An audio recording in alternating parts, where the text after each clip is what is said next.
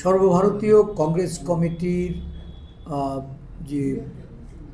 রাজ্যে রাজ্যে সংগঠন পুনর্গঠনের জন্য জেলা স্তরে সংগঠন সৃজন অভিযান এটা শুরু হয়েছিল। আমাদের রাজ্যেও এটা গত 22শে এপ্রিল থেকে এই সংগঠন সৃজন অভিযান শুরু করে 2রা মে এই কর্মসূচি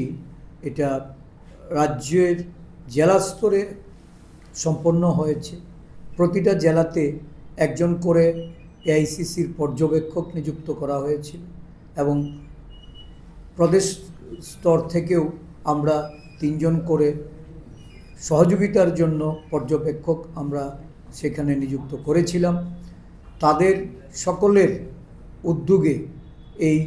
প্রতিটা জেলায়, বিশেষ করে আমাদের যে রাজ্যের 9টি রাজনৈতিক জেলা, যেখানে প্রশাসনিক জেলা 8টি, এই 8টি জেলার মধ্যে 9টি রাজনৈতিক জেলা, এই প্রত্যেকটা জেলাতে এই কর্মসূচি সম্পন্ন হয়েছে এবং পরবর্তী সময়ে এটার যে প্রসেস, এই প্রসেসটাকে ফলো আপ করার জন্য দিল্লিতে আমাদের ডেকে পাঠানো হয়েছিল রাজ্য নেতৃত্বকে। সেখানে আমরা প্রত্যেকেই এই জেলার যে ফাইন্ডিংস ছিল অবজারভারদের, তার উপরে যে আলোচনা, সেই আলোচনায় অংশগ্রহণ করি এবং আমাদের নিজস্ব যে আমাদের মতামত সেগুলিও আমরা তুলে ধরি। এবং সর্বশেষ যেটা, যে আমাদের সর্বভারতীয় সভাপতি এবং আমাদের সাংগঠনিক সাধারণ সম্পাদক এবং আমাদের রাজ্যের ইনচার্জরা, সেক্রেটারি ইনচার্জ, সকলে মিলে তারা একটা সিদ্ধান্তে উপনীত হয়ে খুব শীঘ্রই রাজ্যের 9টি জেলার জন্য 9 জন জেলা সভাপতি তারা ঘোষণা করবেন এবং পরবর্তী সময়ে আমাদের ব্লক বা অন্যান্য বিভাগীয় ক্ষেত্রেও একটা সহমতের ভিত্তিতে সর্বসম্মতিক্রমে কমিটিগুলি পুনর্গঠন করার মধ্য দিয়ে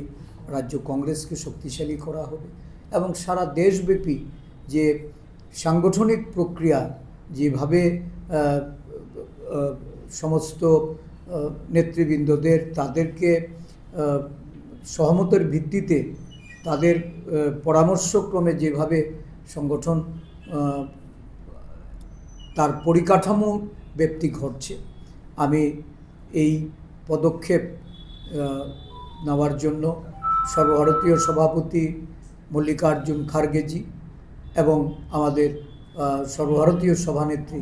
সোনিয়া গান্ধীজি, আমাদের সংসদের বিরোধী দলনেতা জননায়ক রাহুল গান্ধীজি,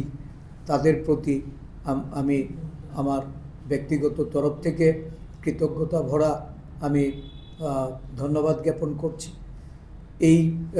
সিদ্ধান্তকে স্বাগত জানাচ্ছি এবং সর্বভারতীয় কংগ্রেস কমিটি সারা দেশ জুড়ে যে গণ আন্দোলনে আজকে রাজ্যে রাজ্যে কংগ্রেসকে একটা শক্তিশালী পরিকাঠামোর মধ্যে দাঁড় করিয়ে জনস্বার্থে বা জনকল্যাণে যে আন্দোলন সূচি নিয়ে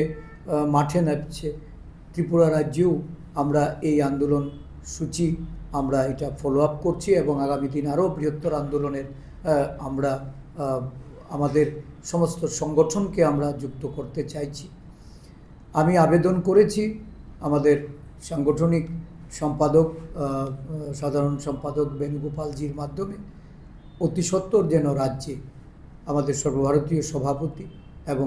সংসদের বিরোধী দলনেতা রাহুল গান্ধীজি তারা যেন এই রাজ্যে আসেন, সফর করেন এবং কংগ্রেস কর্মী সহ সাধারণ গণতন্ত্রপ্রিয় মানুষ সারা দেশে যেমন আজকে গণতন্ত্রের যে মানুষের যে প্রতিবাদী মানুষের যে জোয়ার বইছে, ত্রিপুরা রাজ্য থেকেও সেটা যেন শুরু করা হয়, তার জন্য আমি আবেদন করেছি। আমি আশা করছি যে খুব সহসাই সর্বভারতীয় সভাপতি আমাদের রাজ্যে আসবে। Step into a place full of new ideas and opportunities at Techno India University Tripura, where you learn, grow and build your future. a place that truly helps your dreams become a reality.